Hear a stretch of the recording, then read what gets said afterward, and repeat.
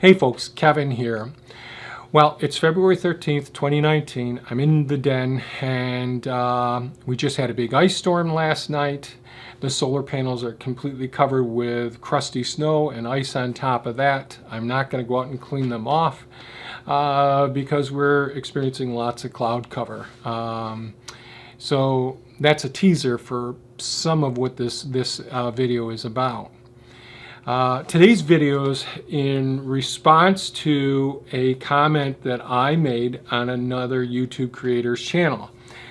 Zach and Jesse are the co-hosts of a YouTube channel called Now You Know. Hey everybody, I'm Zach. And I'm Jesse. And you're watching In Depth. On Now You Know. Let's talk about this. Yeah, so Tesla acquired Maxwell Technologies, which is a 380-person firm focused on manufacturing dry cell batteries and supercapacitors based in San Diego, California. And I'll put a link to their video in the description below, as well to a couple other pertinent to this discussion video channels.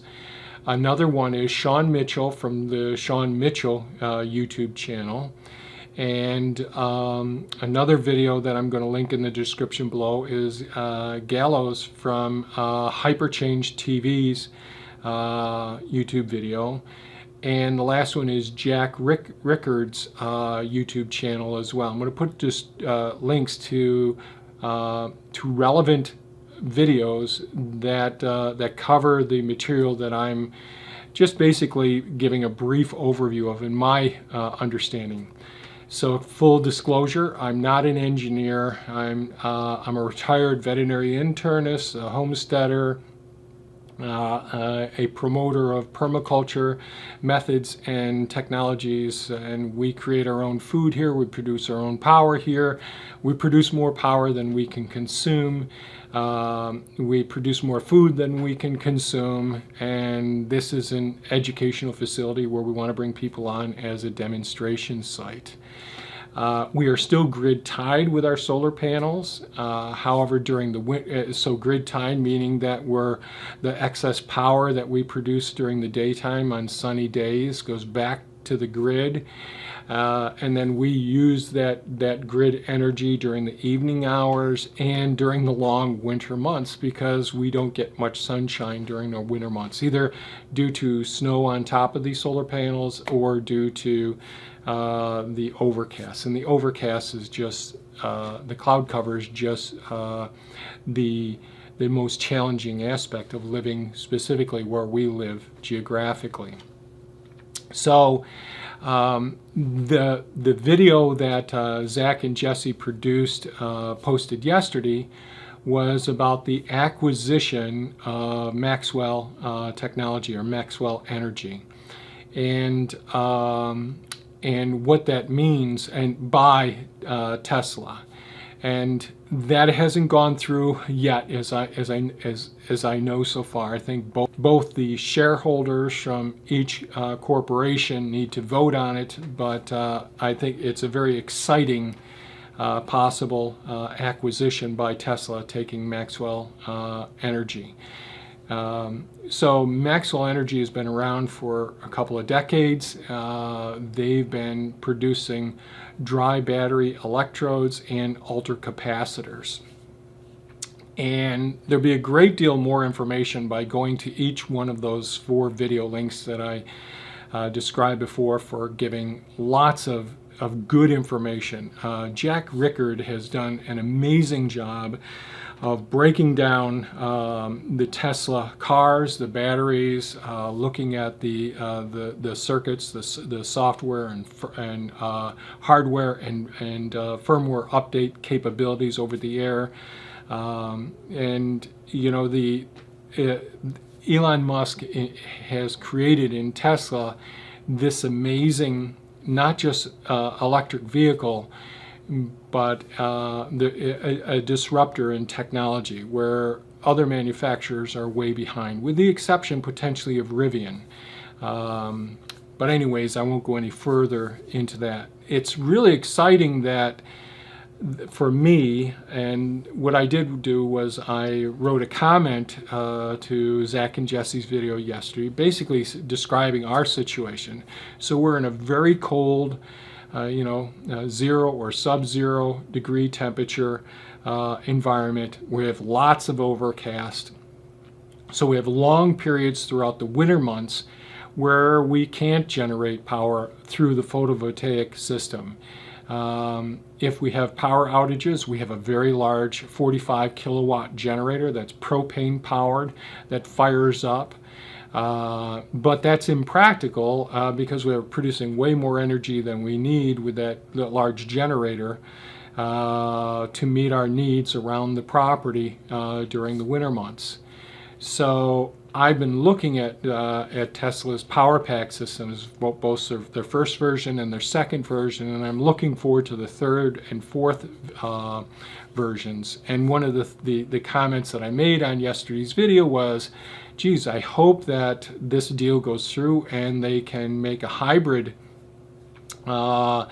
super ultra capacitor dry battery electrode and their lithium ion current technology, the 2170 cell batteries that they're currently using. I would like to see a system like that, and the reason that I could see that is if we were to use the battery technology that many people have been using, the Tesla batteries or the power pack systems, in our very cold temperatures here, the batteries would have to have some sort of a heating pack to warm them up sufficiently so that they could accept a charge. And we would want the ability to charge them so that we're not discharging the batteries so extensively. So you'd want to prolong the life of the lithium-ion batteries by charging them rather frequently in warm conditions and not overdoing it with a huge generator dealing with it. It just wouldn't be practical.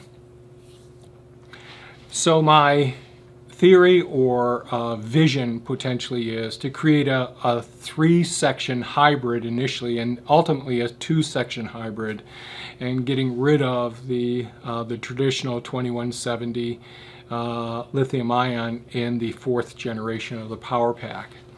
So many do-it-yourselfers are taking repurposed lithium ion Tesla battery packs and integrating those into their off-grid systems, which would work extremely well in the appropriate climate.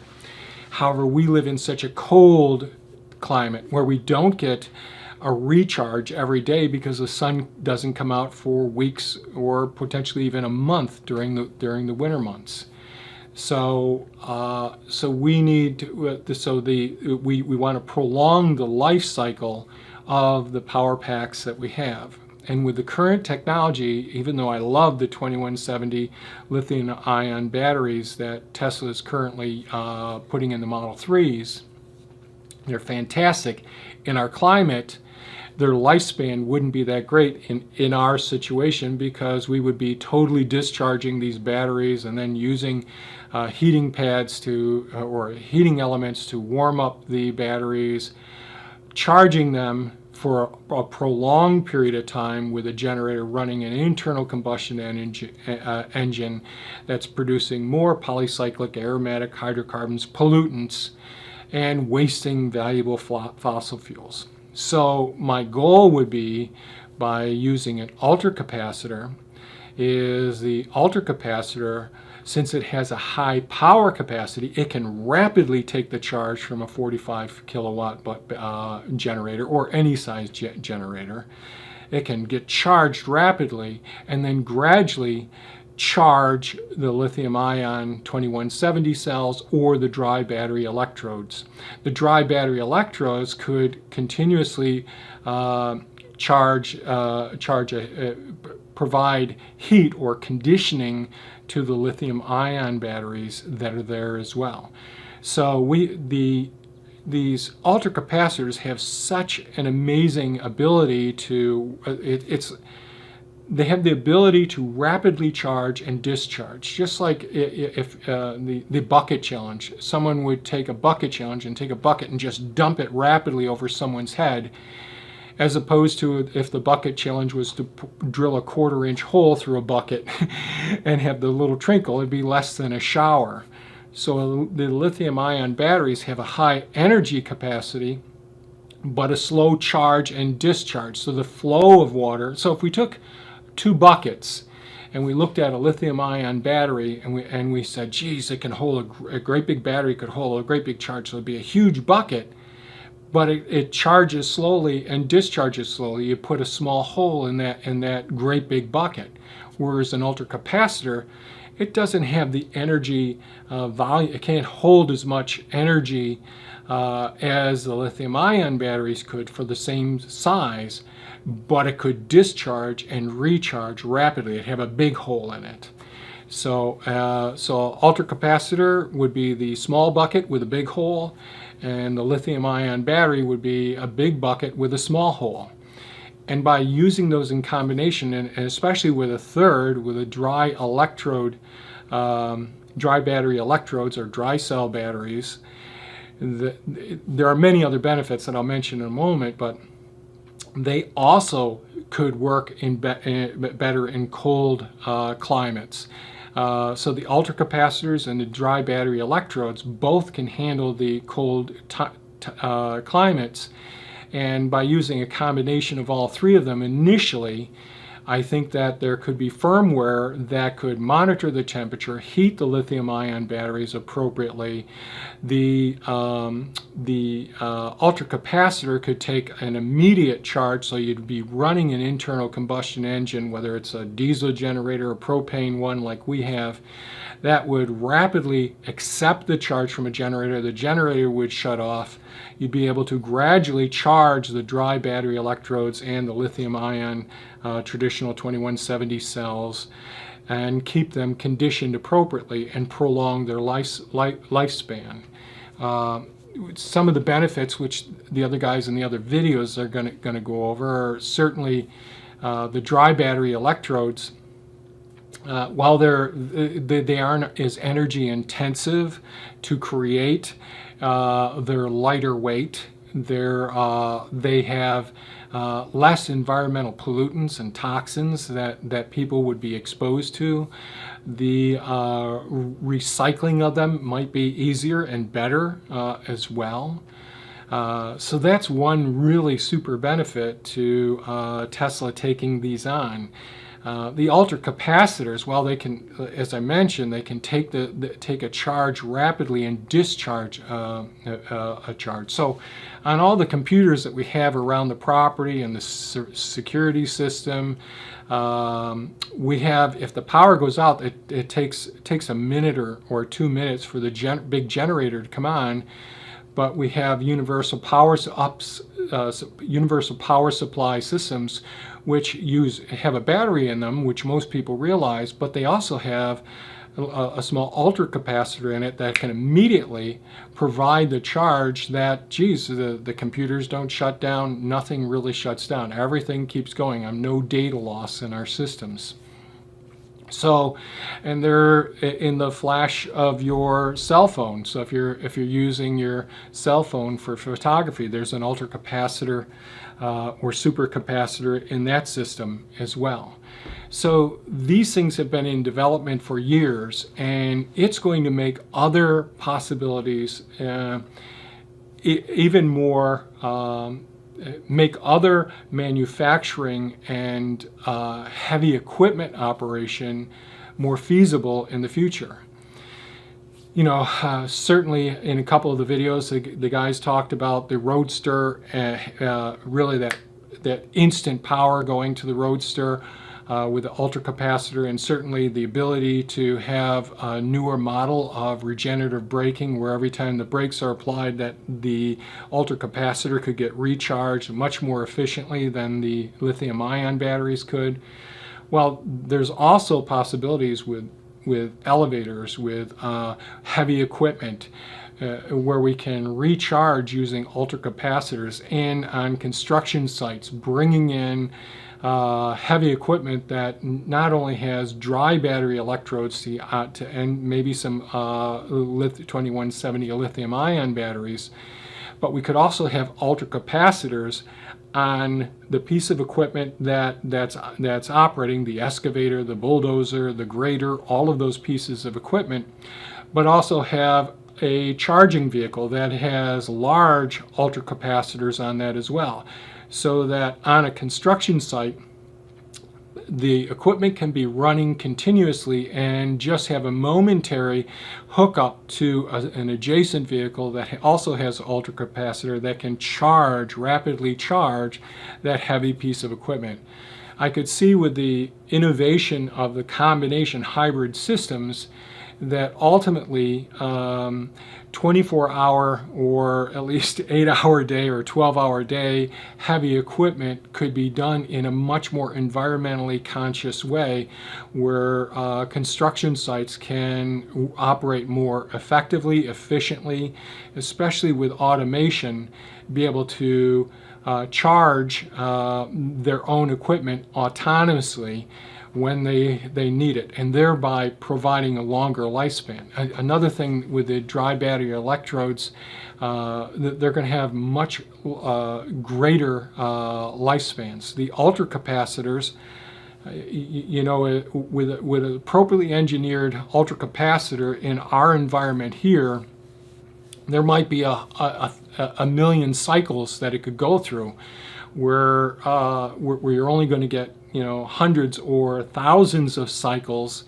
that some of the other most advanced battery technologies, and I'm talking about charging and discharging these systems. So an ultracapacitor could completely discharge and go through a million cycles potentially, and have that capacity. So you take a million by 3 divided by 365. Well, you've got thousands of years that an ultracapacitor could potentially be used in a situation where you're only discharging it once a day. Now, certainly that isn't what I would anticipate being used, but we're always thinking about how long batteries are going to last. And when we have hybrid systems, the possible duration of the battery cells with hybrid systems could be much, much longer. The ranges of vehicle, the duration that heavy equipment could be operating and machinery could be operating in remote locations,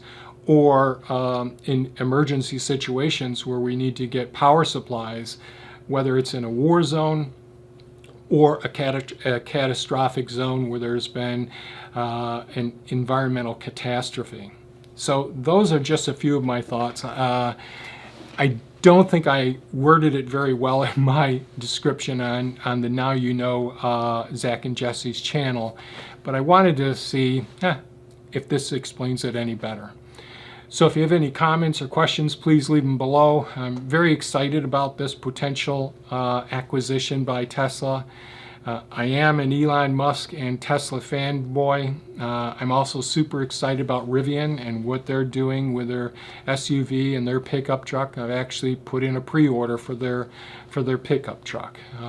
Pretty excited about all these technological advances, and I see some pretty significant disruptions, and the Green New Deal seems much more possible as a result of these sorts of activities. Well, thanks so much for watching, folks. I really appreciate it. I hope you all have a fantastic day. Bye-bye now.